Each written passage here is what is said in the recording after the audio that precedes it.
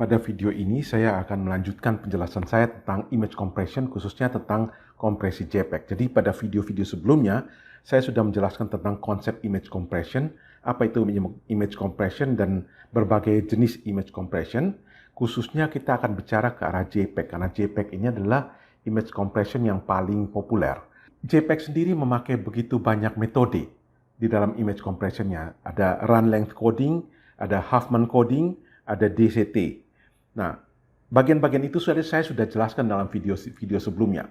Video ini saya akan menggabungkan semua itu jadi run length coding, Huffman coding, DCT, bagaimana JPEG memadukan metode-metode ini sehingga menjadi satu metode yang utuh untuk melakukan kompresi file yang kita kenal dengan namanya file JPEG. Secara garis besar, metode JPEG itu urutan-urutannya seperti ini. Nah, tentunya ini bukan detailnya persis seperti ini. Di sini saya sudah sederhanakan supaya kita bisa mengerti secara garis besar. JPEG sendiri ada banyak jenis dan ada banyak variasi dan ada sedikit lebih rumit daripada apa yang saya jelaskan di sini. Tapi ini saya jelaskan secara garis besarnya saja. Jadi, input gambar kita dari kamera itu selalu dalam format RGB. Nah, JPEG sendiri tidak langsung mengkonversi atau mengkompres gambar RGB, tapi JPEG akan mengkonversi gambar RGB itu ke gambar YCBCR. Jadi Yuma beda blue dan beda red. Mengapa demikian? Kalau kita lihat di sini ya, ini saya punya satu gambar RGB. Kalau saya urai unsur R-nya sendiri, layer R, layer G, layer B, jadi ada 3 layer. Maka 3 layer ini punya kompleksitas yang hampir sama, walaupun kelihatannya sama. Sebenarnya ada beda-beda pixelnya karena ini red, green, dan blue, tapi kompleksitasnya sama. Kalau saya pecah menjadi YCBCR, maka Anda lihat di sini, cuma Y yang kompleksitasnya tinggi. Sedangkan CB dan CR nyaris flat saja. Nah, Anda tahu bahwa dalam discrete cosine transform, kalau ini flat, maka kompresinya akan sangat efektif, akan sangat kecil.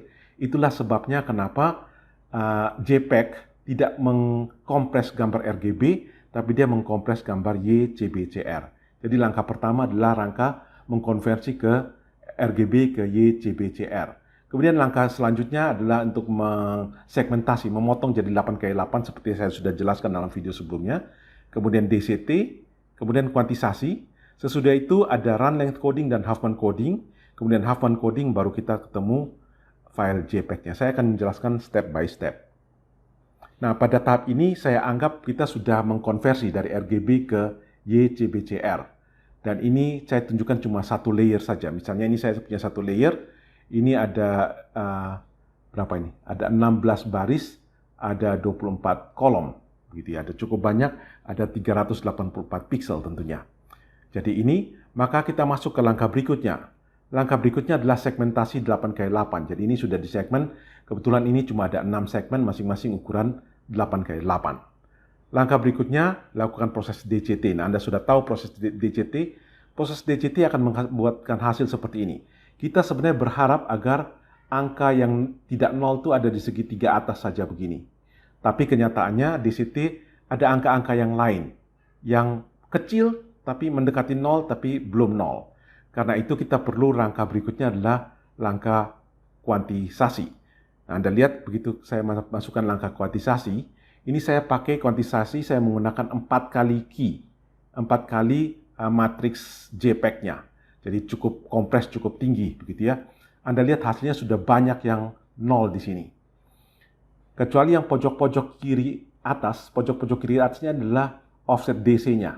Nah, offset DC-nya di sini cukup besar angkanya, sedangkan yang lain angkanya kecil-kecil dan mendekati nol. Maka proses kuantisasi sudah selesai. Proses berikutnya adalah kita memisah antara yang offsetnya, jadi yang saya lingkar-lingkar ini offsetnya, kemudian yang sisanya adalah yang unsur lainnya. Kita pakai zigzag run length coding, sedangkan offsetnya kita pakai Huffman coding. Jadi Anda lihat ini sekarang ini sudah nol, saya sudah ambil angka-angka tadi. Ini sudah nol semua.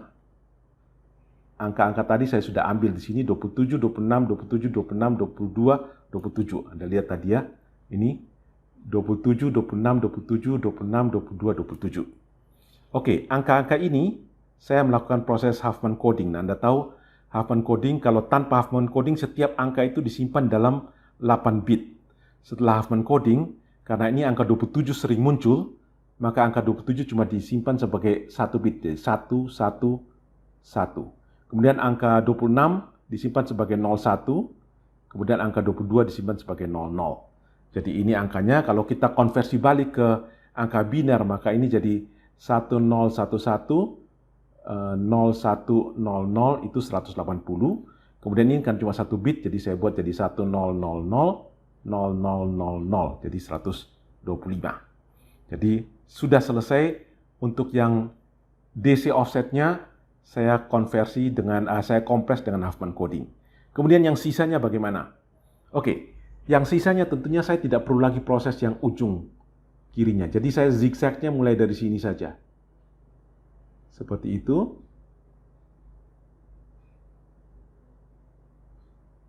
Dan seterusnya. Oke? Nah, Anda lihat sini. Coba kita lihat urutannya bagaimana. Saya tulis ya untuk segmen yang satu. Min 4, min 1, kemudian min 1, min 2, min 3, min 1, min 1, min 1, kemudian 0, 0, 0, 0. Ada 4 buah 0. 2, 3, 4.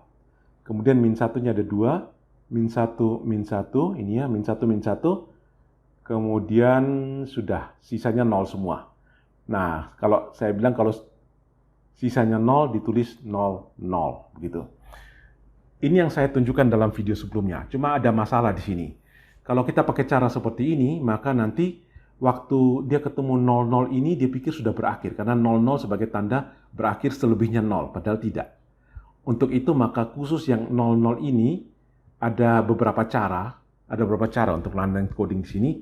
Di sini saya pakai metode yang kita pakai. Ini ada 4 angka 0, maka ini jadi 40. Jadi, min 4, min 1, min 1, min 2, min 3, min 1, min 1, min 1, kemudian 4 angka 0, min 1, min 1, selesai. Seperti itu. Nah, ini juga sama, coding untuk yang segmen 2, segmen 3, segmen 4, ini semua run length coding. Jadi kita sudah lakukan proses yang ini. Nah, kita sudah run length coding, sudah Huffman coding, angka-angka ini yang biru saya combine lagi, jadi ini yang biru yang tadi, run length coding, ini yang dari DC offsetnya. Maka saya sudah dapat angka-angka ini. Dan angka-angka ini sudah siap untuk saya kompres yang terakhir kali. Untuk Huffman coding lagi. Anda lihat, ada cukup banyak angka yang sama. Ini min 1 banyak kali muncul gitu ya. Min 2 juga cukup banyak muncul, 2 cukup banyak muncul. Sehingga Anda bisa bayangkan, saya tidak tulis di sini. Tapi kalau kita lakukan Huffman coding lagi, maka ini akan terkompres jauh lebih kecil lagi. Yang 2 angka terakhir tentunya tidak akan terkompres terlalu banyak karena tidak ada temannya. 180 dan 125 cuma satu-satunya. Nah, seperti itu sehingga proses Huffman coding yang terakhir saya tidak tulis di sini, tapi dia akan menghasilkan angka-angka khususnya bit yang jauh lebih kecil lagi. Demikianlah keseluruhan proses JPEG, kompresi gambar dengan JPEG. Nah, kalau proses terbaliknya tinggal dibalik saja semua proses tadi dan kita akan ketemu kembali gambar aslinya. Oke, saya pikir dengan ini saya bisa memberikan gambaran kepada Anda tentang keseluruhan dari proses JPEG. Sekali lagi, ini cuma penyederhanaannya. Dalam JPEG yang sesungguhnya sekarang variasinya sangat banyak dan ada perbedaan-perbedaan sedikit, tapi secara garis besar inilah proses JPEG.